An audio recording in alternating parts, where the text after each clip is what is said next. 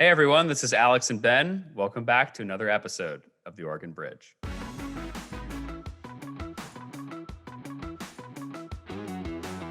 I want to make progress and I want to shoulder other people's burdens. I really do want to see a strong institution, and the legislature in our state of Oregon, they are strengthened with two parties that are both strong, that can both do a good job articulating their arguments, communicating with the public, and being rational, but also being credible. And to be able to serve in that role and to be able to advance that goal, I made the decision to run for a Republican leader. All right, everybody, welcome back. We're really excited today. We have Representative Christine Drazan who will be joining us today. Christine Drazan is really interesting because she currently serves as the minority leader of the Oregon House Republicans. She was the chief of staff back in the 1990s in the state legislature. She used to be the executive director of a nonprofit advocacy group, and she represents a rural district that makes up Clackamas County. So, Ben, how do you think the episode went? This was one of my favorite conversations that we've had so far. Representative Drazan is incredibly impressive, and I think she is one of the few Oregon Republicans that I've heard from and have spoken to where I'm like, oh, wow, I would not want to be a Democrat running against her, because you can see in the way she's talking, she's very good at talking to real people and not using political jargon, not sounding like a political robot, and speaking directly to the issues that people are experiencing. So I thought she was really effective as a communicator. What did you make of her theory about how to deal with the Republican Party post-Trump in Oregon? It was interesting, yeah, and I liked her a lot too. She was very calm. She came across as a real person. Everybody knows we hate political buzzwords. There wasn't too many of those, which is fantastic. She was also running in between meetings, and she was able to just kind of come with us in a very coherent way, which is a tough skill to be able to have. So I was happy about that. But moving on to your question, basically, what she's advocating for is actually getting rid of the Oregon Bridge in our thesis, in the sense of, we think that national politics is overtaking local politics. She's saying, whoa, in order for Oregon Republicans to be able to win, we need to basically push back against this trend, because if we have to run on national issues, we're just going to continuously lose. If we have to run on Donald Trump in Oregon, we're going to lose. If we have to run on, Josh Hawley or Marco Rubio, we're probably going to lose. She's really saying we need to double down on the local issues. We need to have our own unique Oregon brand, and that's what we need to be conveying to voters. And in the episode, I allude to Charlie Baker and Larry Hogan. For those of you who don't know, those are the governors of Massachusetts and Maryland, respectively, who have basically followed that strategy to victory in those two blue states, basically by running, ignoring Donald Trump in most cases, and in some cases, distancing themselves from him. But I thought it was interesting, because I think you can argue Newt Buehler tried that and it didn't work very well, but that doesn't mean it can't work in the future. Yeah, and I mean, it's just going to be different across the board. And one thing, Ben, I realized we forgot to bring up, and I'm blank on his name right now. I swear his first name is Phil, but the governor of Vermont is also a Republican. And there was this fascinating story that I read once in Politico, that people would basically have signs in their front porch that said Phil for governor. And then right next to that, they would have signs that say Bernie Sanders for senator, Bernie Sanders for president.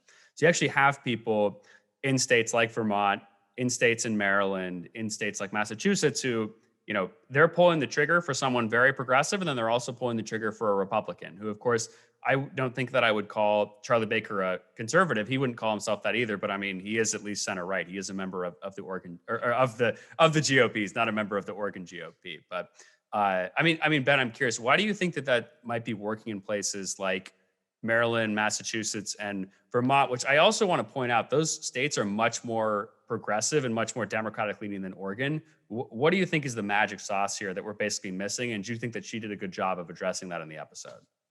Well, I think the biggest difference is geography. Like Massachusetts, rural Massachusetts compared to rural Oregon is just a very different world and very different place.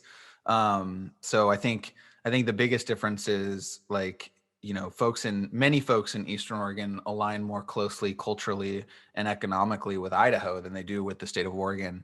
So I think that's the fundamental challenge that someone like Newt Buehler had, which is he's trying to run towards the center and towards the sort of like metro Willamette Valley area by presenting himself as like a social moderate, et cetera. But the further you go in that direction, the further away you go from the Republican sort of grassroots in Eastern and Southern Oregon. So I don't know. I think I don't envy the challenge, but someone like Trump, like the answer that I think maybe Alek Skarlatos would give, that's a slight contrast to Representative Drazan, is like to sort of like ignore that spectrum and go more towards the sort of economic populist side that Donald Trump did, which is, like Donald Trump famously said he didn't care about certain issues, like didn't care about, the transgender bathroom issue, and just sort of ignored the cultural stuff and ran towards economic populism. And then, of course, ignored it as president, but that's another story. Well, and one thing I want to point out for the viewers in particular, which I thought was one of the most interesting things that we asked her, but basically the Oregon Republican Party wrote this letter, which got national attention. Basically, Ben, you can probably speak a little bit toward what was actually in the letter, because I'm blanking a little bit right now. But basically, this letter said we need to stand up for Donald Trump. We need to do all of these sort of things to make sure that we stand with him. It was so much crazier than that. The letter was like, the January 6th insurrection was a false flag operation that was led by Antifa. Like, and it said stuff like, we can't allow any domestic terrorism legislation to move forward. Like, it was bizarre. And sure. And so even despite what was in the letter, to me, that's basically these members of this committee or the state GOP are basically saying, we're doubling down on Trumpism. That's what we're doing going forward. We're doubling down on President Trump. And one thing I really want to point out to the listeners is that Representative Drazan basically had her entire caucus condemn the letter, which I thought was interesting. I think that's a very rare split. I'd actually would be really curious to look at folks who've made similar statements and look at different state legislatures and how they've responded to those issues, because I don't think it would be this way. I think you'd probably see more people actually standing with a letter like that across different states, whereas the Oregon House Republicans are basically saying, nope, we condemn this, we're not standing for it. It's been the reverse in most states, right? Like, national level, someone will vote for impeachment or not support, the recounting ballot, whatever. And so the state GOPs would then censure those leaders. And in Oregon, it was kind of the opposite. Like, you had the grassroots Republican Party come out with this statement. And in effect, the Republican caucus of the House was censuring the GOP and saying, we don't agree with any of that. So fascinating dynamic at play. Yeah. And then she also, and you alluded to this in the episode, and it's something that I just want to point out, is she basically said we need to move on from President Trump. She didn't say necessarily we need to move on from some of the aspects of Trumpism in terms of the policy, but basically I think she directly said that the party shouldn't be defined by one person. Mm-hmm. I thought that was a pretty powerful statement to make in terms of that.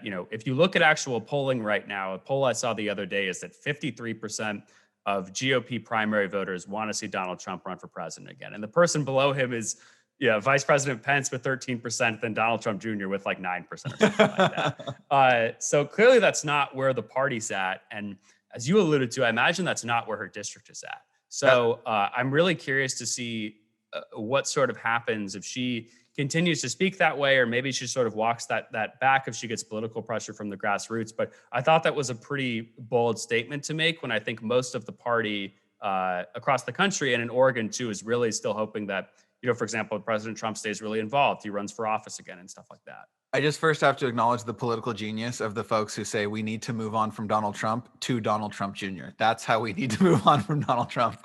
But yeah, I agree. And I think, so in terms of the focus on district issues and local issues, the issue that Representative Drazan has identified as sort of primary right now is COVID-19 related, and in particular, reopening schools. And I thought that made for a fascinating conversation. And there's been some movement since we recorded our interview with the representative on this front. The governor, who, of course, she was in this episode and in her public statements has been putting pressure on to be more proactive to get the schools open.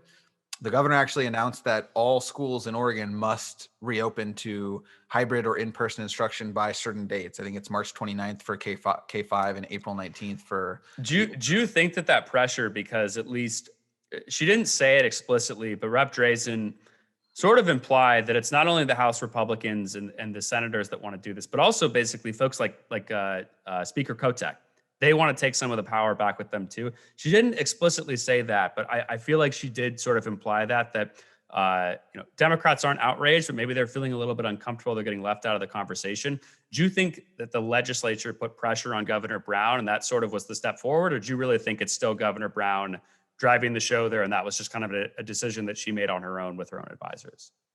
I think it was Governor Brown's decision. That's my best guess. I think Okay, interesting. legislators may have weighed in, but like the context here that's important is like the Biden administration is pushing for schools to reopen, right? Most states, including blue states, have reopened to in-person, some version of in-person instruction. The CDC has says it's safe to open for in-person instruction. So it's not like, I do think that political pressure contributed. I think like the governor is listening to people. But I would say that the political pressure could have just as easily been coming from DC or from certain, Democratic officials. Like I doubt that Republican officials' pressure is what made the difference. Although I do think Representative Drazan's point is a good one. If you're a parent of a kid and you want what's best for your kid, whether that's to keep your student out of schools or to get your kid back into schools, whatever you think is best for your kid, you don't really care what your partisan label is. And Yeah. Representative Drazan is betting on most parents aligning with her view, which is parents, Democrats, Republicans, Independents want the schools open.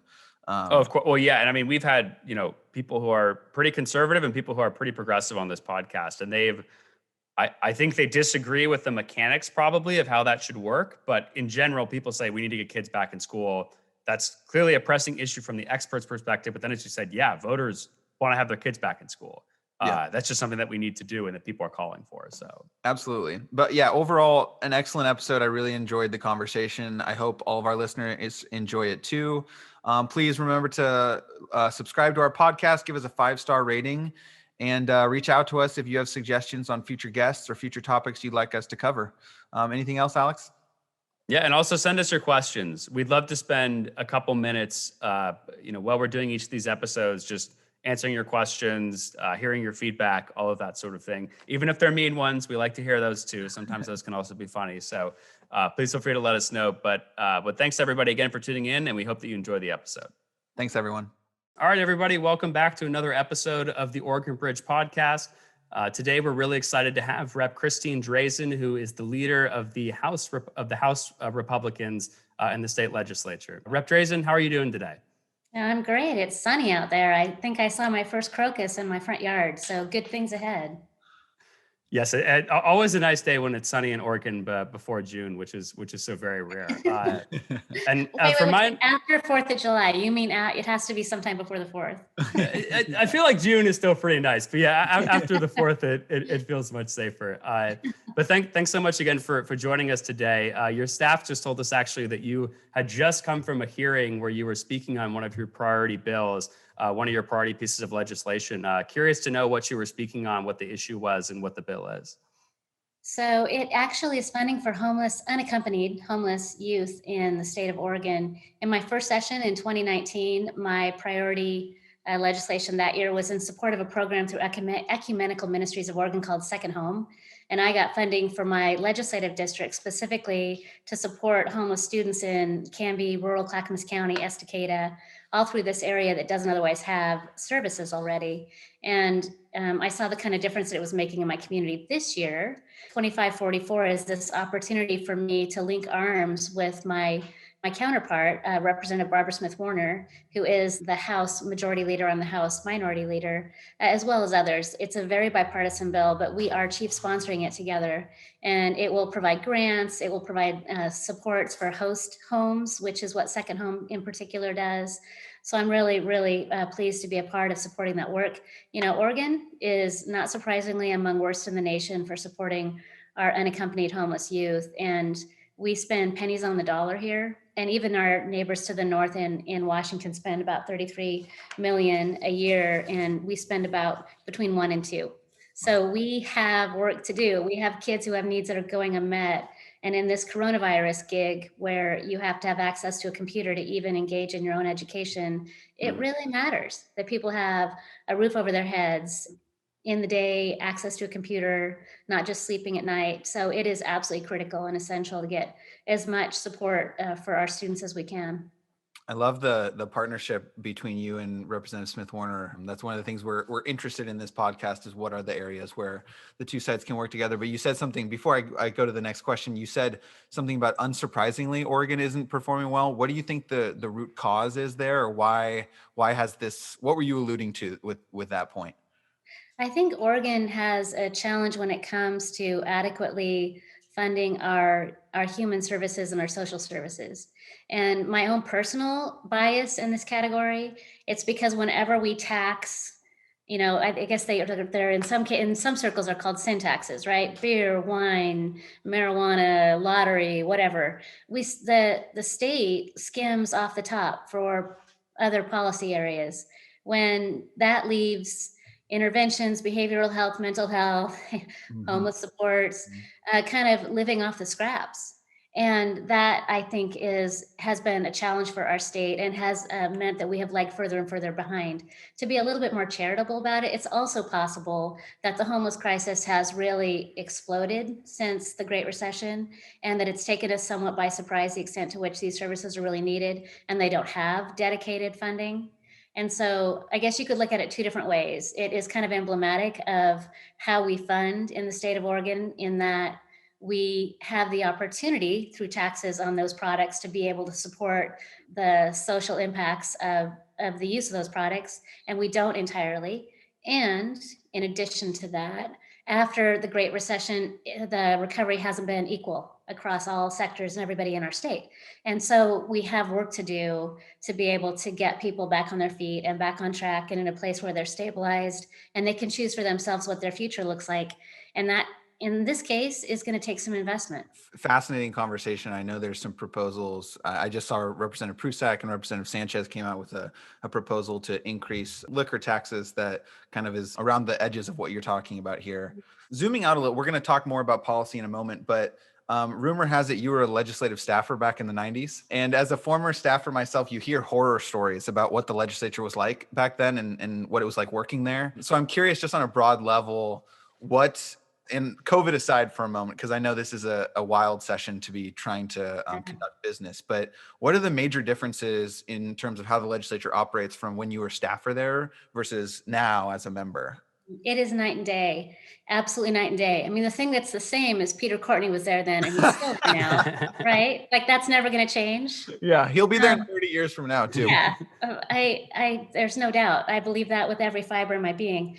But I would say that one of the biggest things that was really, really different is that there was no expectation of boundaries in the building. And so we would start on the floor at 8 in the morning and go until 11 at night. Oh And God. it was Wow. routine. It's routine to just have these crazy long days, and nobody went home in between. Everybody stayed in Salem. And so you had socializing with everybody, receptions, people did stuff together. It was a community, and it was a community partially just because you didn't have any time for a private life outside of work. But it also was expected that you really got to know everybody, and you got to know staff across the aisle, and you got to know other legislators in a social context as well. And I think a lot of people have felt like there was some downside to that, and that's been super obvious too. But I would say that there was upside. It personalized the process, and he hates it when I do this, but I do use Peter Courtney a little bit as my example in some of this stuff. He did my job at that time. He was House Minority Leader, and my boss was the House Majority Leader in my first year there as staff. Who was it at the time? It was Ray Baum. Okay. Who went on to do PUC and then worked for Congressman Walden and has recently passed away. But Ray was the Majority Leader, and Ray and Peter would meet up in Ray's office to go run together. Now, picture this: Peter Courtney, short shorts, jogging down Salem. Yeah, and they're 90s shorts, right? They're not like, current shorts. They're like 90s shorts. I feel like shorts are sort of recessing to that level, though. They are getting as short as they were in the 90s. You are right. Maybe progress doesn't always happen over time. Well, they're not as short as the 70s. There's no such thing as as short as the 70s, but they weren't great in the 90s. But I would just, that aside, I don't know how I went down that weird rabbit hole. But what I'm trying to say about this, though, was that those folks, for me, represented what the legislative process, what was normal for the legislative process, which was people had an actual relationship. They might not have Thanksgiving together, but they actually enjoyed each other's company. And they saw the pathways to solving Oregon's problems really differently. They both wanted to get to point B, but they took very circuitous routes to get there. And that was what, in public, they had public policy battles about those things, but that got left on the field. And that's what's different. So there is no more personal connection. It's all partisan politics. That's fascinating you say that, because that seems to mirror what people say about Congress on the national level is the similar. Oh, really? You had the Ted Kennedy era where everybody was backslapping after the floor debates, and that's gone. But I want to ask about the sort of the darker underbelly of that kind of a legislature. And so the Representative Diego Hernandez issue, he's announced his resignation. It's about sexual harassment in the workplace. And one of the things that is frequently talked about among staff is how regular that was back in the day, particularly for women staffers who were just subjected to an industry driven by male lobbyists and male members who had no boundaries, as you alluded to, and who the folks in power would kind of look out for each other in power and kind of downplay allegations and keep things hidden and covered up. So I'm curious about how far have we come in that respect? Obviously, we have a member resigning and some intense pressure. But one of the things, second time I'm alluding to her, but Rep. Tana Sanchez said on the ethics committee was, this is a practice that has been going on for a long time and still is pervasive in some ways. And it's a person of color who's being targeted here. So I'm curious your thoughts on where we are today in terms of the workplace environment of the legislature. Yeah, I think that I think it's important to recognize the need for change, and then it's important to take action in support of that needed change. And the legislature is absolutely doing that. I mean, structurally, if you stop having floor until 11 o'clock at night, that's a good thing. People get home to their families. They don't head off for margaritas for an hour and a half long dinner and then come back into the building and act like it's professional time when that's not where their headspace is anymore. It's just not healthy. But kind of setting that aside, it's interesting, the conversation around Diego Hernandez, the House Republican caucus is relatively new. If you take a look at our tenure among our caucus members, other than Representative Greg Smith, the majority of our caucus members have served in that building 6 years or less. And so they have no point of reference for anything other than kind of the Jeff Cruz era kind of moving forward, where it's really all been about recognizing how far we have to come and then working on that. And so when we went through this conversation with Representative Hernandez, I don't know if this would be something that people would expect, but every single female member in our caucus has a personal story about sexual harassment or kind of more advanced issues than that in this category. Every single one of us, and there's 9. Wow. So I don't think this issue is limited to the legislature. I think this issue is the progression of women in the workforce and the progression of our culture nationally to begin to recognize that work needs to be work, and and boundaries don't have to be impersonal. They protect relationships and they protect personal safety, and they matter. And so I guess that I was there in the 90s, and I know from personal experience what that was like. But my colleagues that are new to the building weren't there in the 90s, and they worked in a variety of other categories, many of them male dominated, to then be able to get to the position where you run for state rep. You have not been, you've been in your community, you've been a leader in a sector before. And we all have stories, and they all sound remarkably similar. So I would say the reckoning isn't limited to our elected lives. It really is kind of probably and most likely across our culture.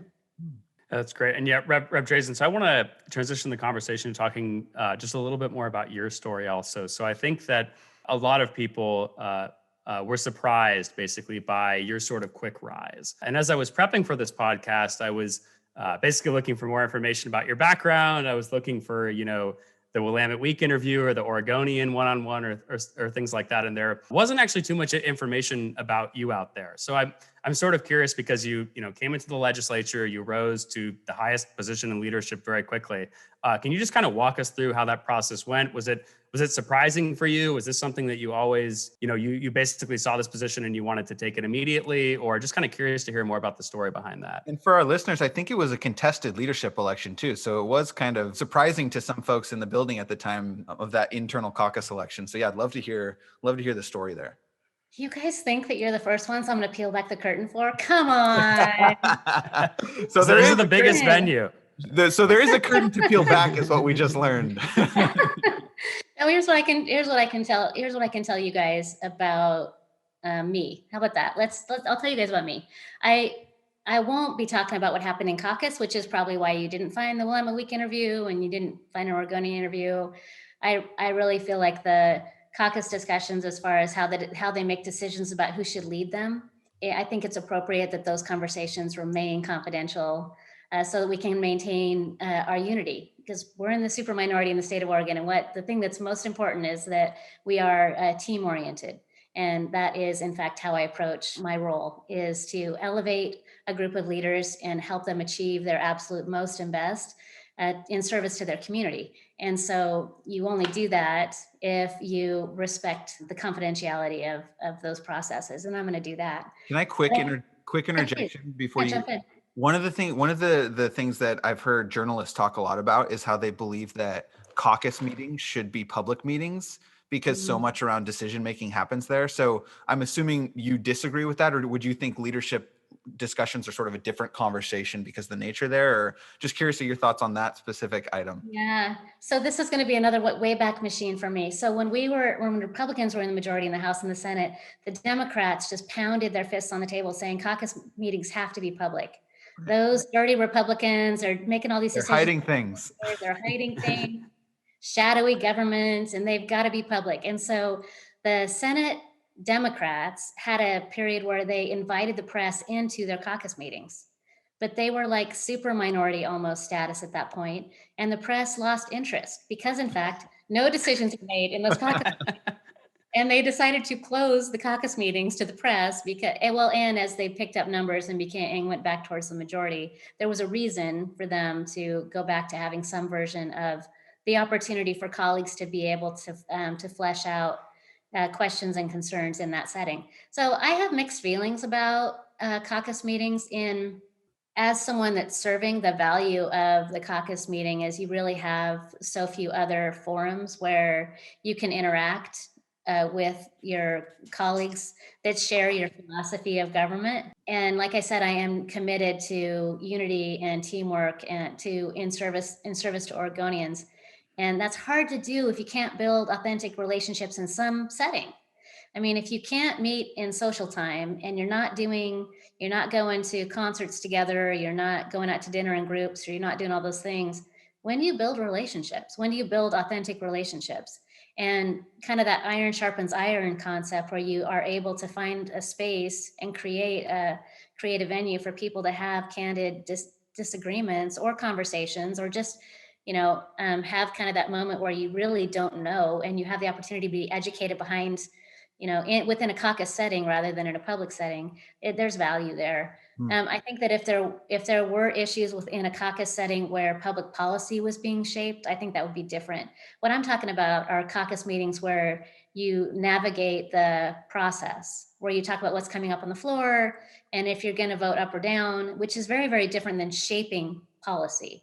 If you're going to have a conversation where the legislation or the budget actually is going to take form and take shape, the public should absolutely be involved in every single one of those conversations. None of those conversations should be behind closed doors. That should not be the purview of a caucus conversation. I derailed us a little bit. You were talking a little bit about yourself when we asked about your rise to leadership. And so I do want to hear a little bit about that. I did You're not. helping Ben nerd out a lot, so it's good. You're pulling him out. It a bit. I didn't mind that a single bit. That's great. And yeah, because I actually think that when it comes to my decision to run for House Republican leader, that was not an easy decision to make. And it certainly was not a decision that I went into the process intending to make. So, Alex, you were saying, did you want it from the beginning, walk in kind of bright eyed and kind of aggressive or whatever? I wasn't at all. I was a freshman legislator, and there's a huge canyon between staff back in your misspent youth and freshman legislator in a super minority. I went from being chief of staff to the Speaker of the House with Republican majorities in both chambers. Wow. That universe doesn't exist, right? And I needed to be a freshman, and I needed to acclimate to this environment and this climate, and I needed to learn, and I needed to kind of catch up, and I still do. I still need all those things. So no, I did not pursue a caucus leader from the beginning. And when I made the decision to pursue that office, it really was because I want to make progress, and I want to shoulder other people's burdens, and I really do want to see a strong institution. And the legislature in our state of Oregon, they are strengthened with two parties that are both strong, that can both do a good job articulating their arguments and communicating with the public and being rational, but also being credible, and to be able to serve in that role and to be able to advance that goal. I made the decision to run for a Republican leader. So I'm glad you brought up the super minority status and the challenge of the Republican Party, because that's another major theme of our podcast is what's going on with the Oregon GOP. And so you and your caucus made some headlines when this shocked me candidly, like when you got your full caucus to condemn the state GOP's wild and wacky ramblings about the January 6th insurrection, how it was a false flag, and how we shouldn't have new domestic terrorism legislation because they're going to use it against Trump supporters. And the caucus all came out and condemned the state GOP, which is fascinating for a few reasons. One, because it bucks the trend of what's happening nationally. Like our thesis of our podcast is that national trends, national figures like Donald Trump, like the civil rights protests are more impacting our state and local politics more deeply now than before. But that incident with your caucus kind of condemning the sort of far right, I don't know if you want to call them Trumpers or whatever, kind of bucks that trend. And I haven't seen any sort of political fallout from it, or any sort of, local county parties wanting to censure your members or anything like that. So I'm curious if you can talk through how you're navigating the sort of post-Trump Republican Party, and how you think the state Republican Party can occupy a more helpful and productive space in this state. So that was a compound question at best, right? There's 5 or 6 in there. Just pick your favorite. Yeah, and I ask questions like that too in committee, and people look at me like I'm a troublemaker. So that's how I'm looking at you right now, Ben. Just so you know. Ben is a troublemaker. So. Guilty as charged. Guilty as charged. Okay, good. So I would say I'm going to take a little bit of that at a time. And the party can't be about one person. It can't be. The party's about Donald Trump.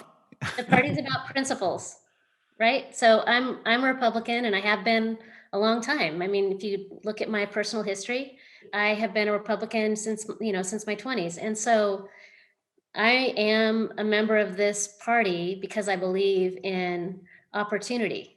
I believe in a ladder to success. I believe in lifting people up and giving them a path that is viable for them to achieve their best future. I believe in equality. I believe strongly in equality. And I believe that government is not always the solution to every problem. Not that government has to be small for no good old reason, but government doesn't have to be big for no good old reason. For me, that is not the Democrat Party. That's the Republican Party. And so it's not complicated for me why I'm a member of this party. And it also isn't complicated for me how I take those principles and I apply it to service to my community, because it always has to be in service to people. No matter what your value set is, if it's not in service to people, you're in the wrong line of work. And so the minute that the conversation gets to be about whether or not you are for or against one person, you're overlooking the 65,000 others that I serve for my community. And they're the ones who sent me to serve them in Salem and represent them in that building. They're the ones I'm accountable to. And the question of political fallout, I'm accountable to my district and my community, and everything that I do, I have to come back to them and be able to articulate why it matters to them and how it serves them. And if it doesn't matter to them and it doesn't serve them, I shouldn't be doing it. But And most of your primary voters in your district, I imagine, are like major Trump supporters. You've got a relatively rural district in Clackamas County. I imagine that they think Trump is the best president in U.S. history and would probably, be disappointed that state leaders wouldn't rally around him and say he is the future of our party. I mean, CPAC was just renamed TPAC apparently. So I wonder, so how do you, I appreciate what you're saying about you serve your constituents, but what about if most of your constituents or most of your primary constituents, primary election constituents are sort of aligned to this one figure? that's okay, isn't it? Let's think this through. Okay. That's national level politics. That's Congress. That is defense spending. That's Medicaid spending. That is entirely different than whether or not the power came on during the ice storm here in Clackamas County. 150,000 people, and I'm on the phone every single day with the governor and PGE and county leadership saying, how are you serving the people who don't have access to any communication right now? How are you getting to them now? Now, that's the difference. So my voters absolutely can stand up and adore Trump and vote for him. That is fine. They are well served by me in this position because I am committed to their livelihoods and their best interests today in our state, in our community, every single day. And that really is the two very different, that's really what we need in the Republican Party from my perspective, is this idea that we can have a big tent. And that by you having a different set of priorities for national politics or congressional politics, let's say you vote for me for state legislature and you vote for Kurt Schrader for Congress. God bless you. It's like the Charlie Baker, Larry Hogan approach. You kind of detach yourself from national level politics and you focus on state specific issues and you run hard on those issues. Well, and if I wanted to engage on congressional issues, I would have run for Congress. Right. And so I didn't. I ran to focus locally. I ran to serve locally. I ran to support an institution that I know well and I love. And that's not the same thing as getting mired down in what's going on in the dysfunction in Congress and what's going on in the dysfunction on the national stage. I have nothing to do with any of that, and I'm grateful for that. And so whether or not people in my community have a different view on those issues is totally okay. And so, Rep. Drazan, I want to jump in on a national issue which is affecting us very much locally right now, and that's the coronavirus issue right now. So previously we had Mayor Lori Dreamer Chavez on, and she was incredibly critical of Governor Brown's handling of the COVID crisis in Oregon. And just me, since I've been back in Oregon, it's a heck of a lot different even where I was in Virginia before. Restaurants were closed, gyms are still closed, kids aren't in school. I mean, the coronavirus has, obviously it's affected everyone horribly, but I imagine it's affected people with low income a lot more than me as well, because I can work from a computer every day, whereas some people just don't have that. They can't send their kids to school and things like that. And one of the issues I know that you had highlighted as a bipartisan one that you could work across the aisle with was COVID, was helping to get kids back to school, get tests in school and stuff like that. So I'm curious, just because it seems like there's still such partisan lines even around this issue, is what do you think is something that you and Speaker Kotek could work forward to moving forward on the coronavirus front that would actually basically help all Oregonians? Well, so we had 3 special sessions in a row to do what the legislature could do in our capacity in support of Oregonians in this COVID crisis. And a lot of that had to do with funding. Very little of that had to do with intervening in the governor's activities, the governor's executive orders. We have not, as a legislative body, engaged as the third branch of government almost at all on coronavirus. What do you think the legislature should? Do you think the legislature should do what New York is talking about doing and strip away the governor's ability to make these executive orders? I think that when we are not in session, that the governor has a responsibility to manage emergencies differently than when the legislative body is convened. So now that we have convened, we are the policymakers and we are the budget writers. It's not the governor. In the executive, she executes our policies and administers those budgets. That's her job. And so when we were not in session, I think it was very different. And now that we are, and if she wants to continue to extend her emergency orders, she needs to begin to work with us rather than just pushing us off to the side and acting like we are not in a legislative session. And so questions around whether or not kids are back in school, I think are essential. The guidance that keeps kids out of school right now is all Oregon Health Authority based, right? So they set the metrics and they say, these are our recommendations for when you get back in school. And then you really kind of marry that with a political environment that is very deferential to some very powerful Democrat supporters. And you have a tough road ahead for kids. Can I ask about, so you're basically saying the legislature should be assuming the responsibilities that the governor has sort of claimed in terms of, or the executive branch has claimed, I should say, in terms of these guidance. But wouldn't that sort of strip power away from the, state epidemiologists who are, understand the research and trying to incorporate the metrics? If you put it in a political body, doesn't that risk undermining the science? Yeah, don't misunderstand what I'm saying. Okay. We are the legislative body, which Right. means that if we adopt a public policy, then she needs to administer that public policy.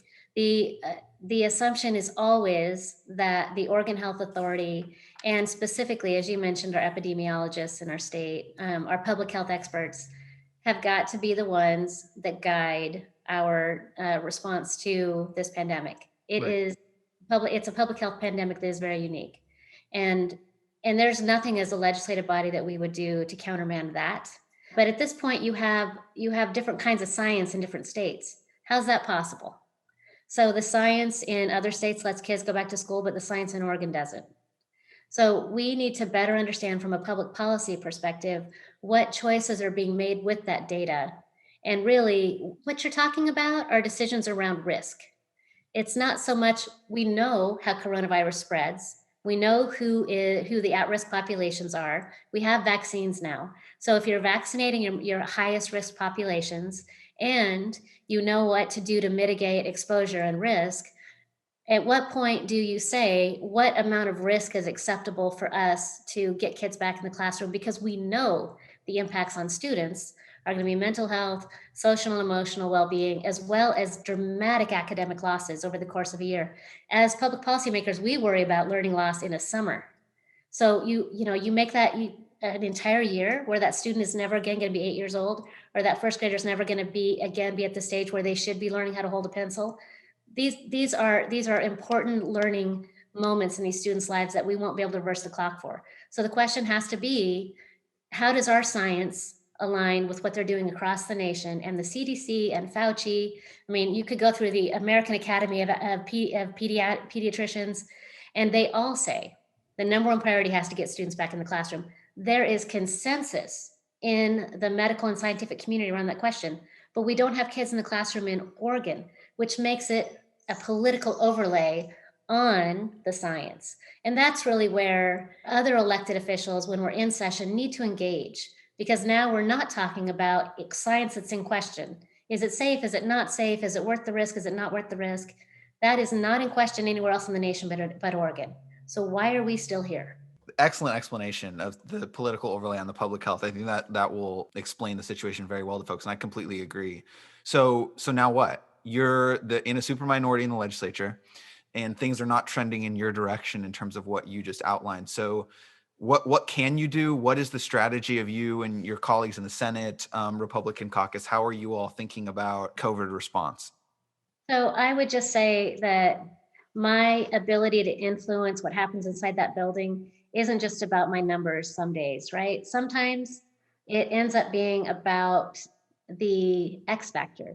And when it comes to COVID right now, the thing that you cannot underestimate is the impacts on families and how families are responding. There might just be 23 House Republicans in the House, but there are thousands and thousands and thousands of families across the political spectrum that are saying, kids can go to school in Colorado.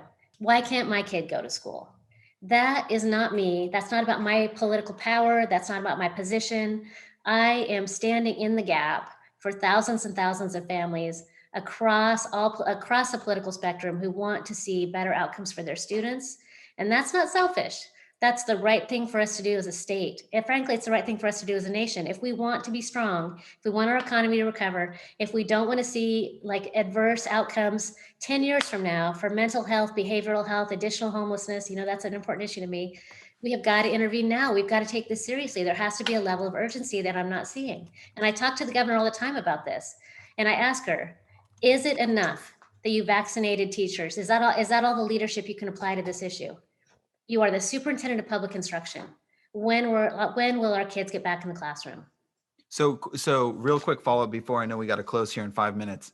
Some would argue that, the governor has definitely changed her tone a little bit and is clearly pushing more towards reopening over the last several weeks. I think that's pretty clear, but is also, in my view, trying to respect the local control dynamic at play in Oregon. So do you support a sort of like statewide requirement of in-person instruction by a certain date? Is that how you're thinking of the solution here? I think that for those teachers who were vaccinated, that there should be a commitment that they are willing to re-enter the classroom.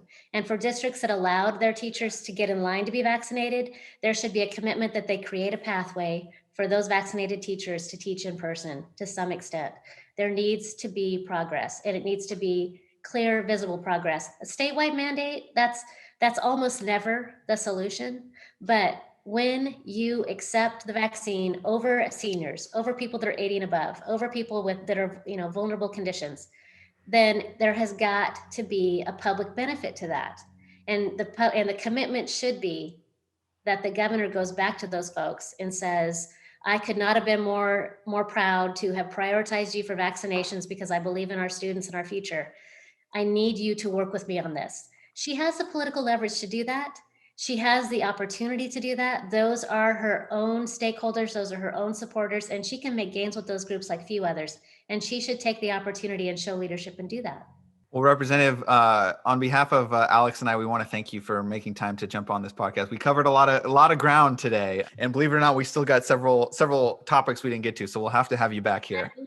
I believe it. Thanks for having me, gentlemen. It's been a pleasure. Absolutely. So for folks who want to learn more about you or want to follow your work in the legislature, where would you direct them to get engaged with you or your office?